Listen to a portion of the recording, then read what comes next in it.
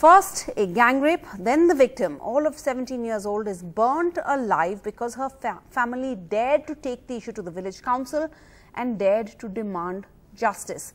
The girl's family say the four men, allegedly drunk, kidnapped their child from a wedding, took her to a deserted spot and then raped her. When the girl's father went to the village council head, a woman herself and other members of the panchayat, the accused men, were ordered to do sit-ups, about 100 sit-ups, and pay a fine of 50,000 rupees. Enraged, the men then went to the girl's home. They beat her parents and set her on fire. The scene of the horrific crime in the house of the 17-year-old. This is where her body was found. Burnt, beaten, brutalized, apparently by the man who raped her on Thursday evening. And how did he come in and how did he get out? What villagers say is that he came in perhaps through the door, but then after he set the girl on fire, he broke this window over here and escaped. The girl's parents are in hospital, these relatives in mourning and in rage. Grandmother Kamli Devi says a boy of the village abducted the girl Thursday night. Several hours later, she returned and said she had been raped. Next morning, the village panchayat met under this tree. The boy was told to pay a fine or marry the girl. He refused. Panchayat तरफ से 50,000 मांगा गया हुआ, लेकिन वो बोले कि हम 30,000 देंगे. तो फिर 30,000 से फिर बोले कि हम नहीं देंगे, हम पैसा भी नहीं देंगे, नहीं शादी भी करेंगे. उसका बाद पूरा झगड़ा, पूरा लड़ाई उड़ा होने लगा. The tragedy is, some believe the two young people were neighbors and had a relationship, but caste may have got in the way. The girl's family is in denial. कोई भी किसी से लव करता तो मारता नहीं है, वो मार कैसे दिया? कोई जात था, जीती नहीं आराम से कहीं भी, अच्छा से रहती ना. The mukhya of the panchayat is a woman. She was overseeing the whole thing. In her version, she has claimed that she informed the police well in time, but the police didn't come. पीड़ित पक्ष के लड़की के पिता है हमारे सामने, उसका भी स्टेटमेंट हम लोगों ने लिया. उन्होंने मुझे बताया कि 4:30 बजे हम लोगों ने मुखिया को फोन करने के बाद फिर हमने पुलिस को फोन किया और पुलिस को फोन करने के बाद तुरंत बाद पुलिस घटनास्थल पर पहुंची. A police camp has been set up at the Raja Kendua village, about 160 kilometers from Ranchi. The Chief Minister has condemned the incident. The family of the girl has already been given some compensation, and the administration says this incident is a one-off. Jharkhand and the rest of the country can only hope that is indeed so. In Raja Kendua village with Harivans and Suryakant, Monideepa Banerjee, NDTV. And let's go close to Monideepa, who joins us now. She's been reporting on the story right from its inception. Moni, the story is disturbing on so many levels, especially one, the fact that, you know, the family went to the village panchayat first to get justice. What action, if any, is going to be taken against the village council leaders for really trivializing the matter and not taking it legal, not taking the actual legal route, which is going to the police and filing an FIR?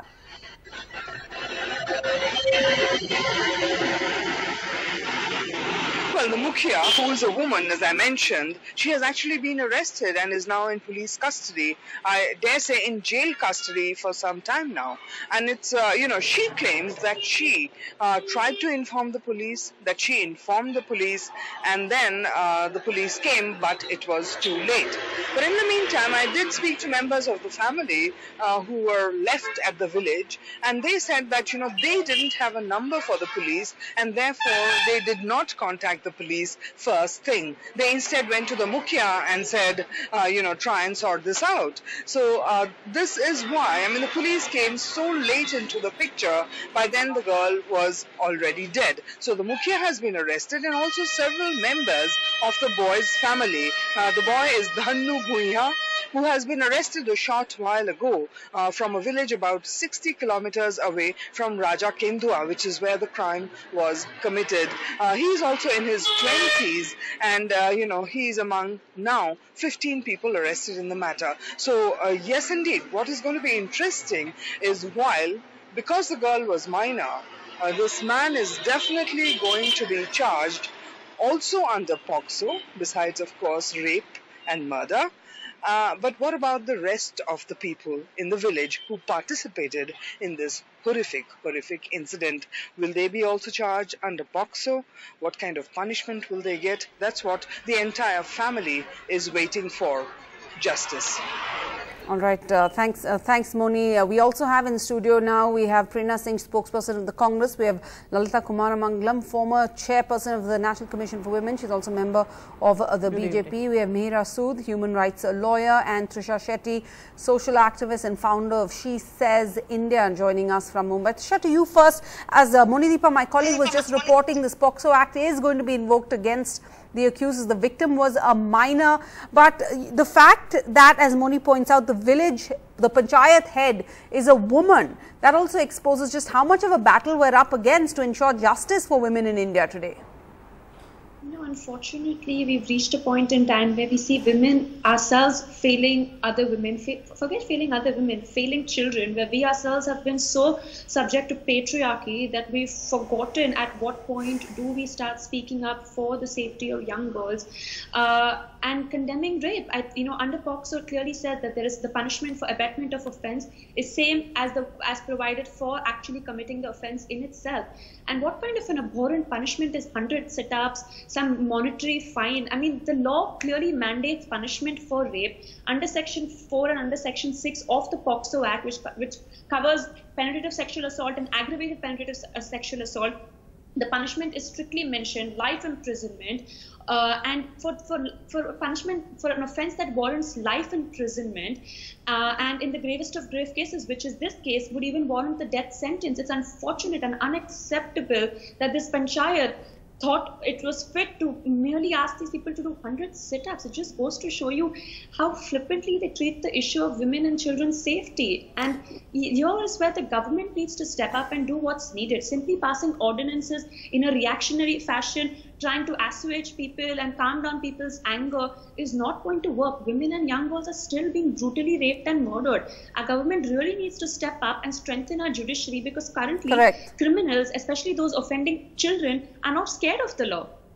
And the conviction rates also so low. But Mihira, in this case, we don't even reach a stage where, as Trisha's pointing out, the law can take this course of, whatever the law has, imprisonment or life sentence or death sentence in certain cases, because the family didn't even go to the police.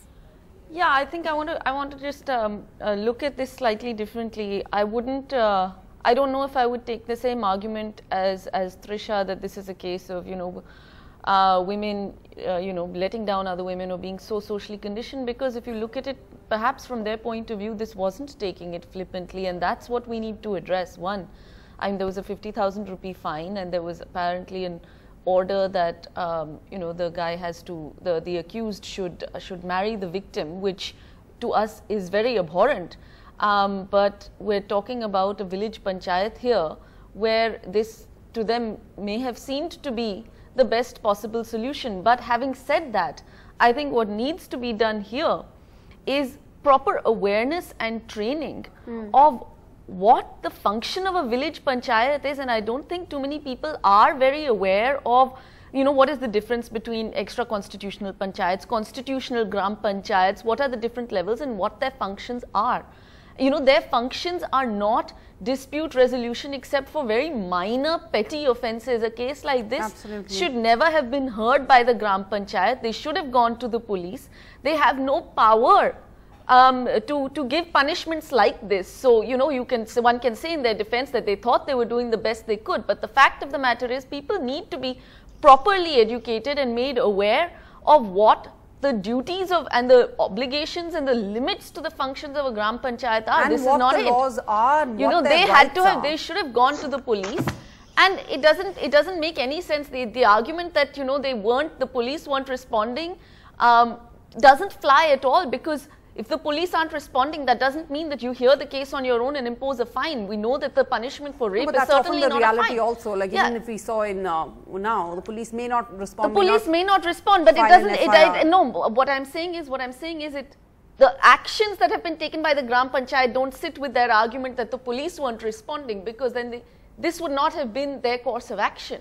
It is clear to me that they were clearly in the habit of hearing these kind of cases, which they should never have been doing in the first place. Lalita Kumaramangalam, again, this story really exposes the reality on the ground, what India really has to deal with, women in India have to deal with. That said, the government, as Trisha points out, needs to respond. We have this new ordinance again, we have death sentence, but what difference does all of this make if our prosecution, our conviction rates, etc. are so low, especially for child sexual abuse cases? In this case, the Panchayat fined them, asked them to do push-ups, it seems. What is the use of this new ordinance? Is it just an easy way out for our government then? In a way, I agree with what you say. The Panchayat may have felt they are doing their best, but the problem is that one, the Panchayat had no business to interfere in it and pass judgment. Two, the problem also is that a lot of parents don't go to the police. A lot of complainants and victims just don't go to the police because the police response is so slow. And I have seen this over and over again. It's a fact that most rapes are committed, within the family or by people we know, and they're always hushed up. The problem is also the Indian mindset, that we think that if you marry the victim off to the person who raped her, her life will be fine. I mean, imagine what that girl has been through psychologically. And in the case of a minor, there is another crime being committed here, and that is a crime, especially by the Panchayat, regardless of whether the Panchayat leader is a man or a woman. Minors are not supposed to be married. This is a sort of multifaceted problem. We don't have convictions, as you rightly said, at least not sufficient convictions. The cases take too long they're too long drawn out, and we don't even have facilities often to prove that rape has taken place. In this case, there is no doubt because they burnt the girl alive, etc., and they've also killed her. It's also murder, not just rape under POCSO. But the fact is that the response of the system is very poor.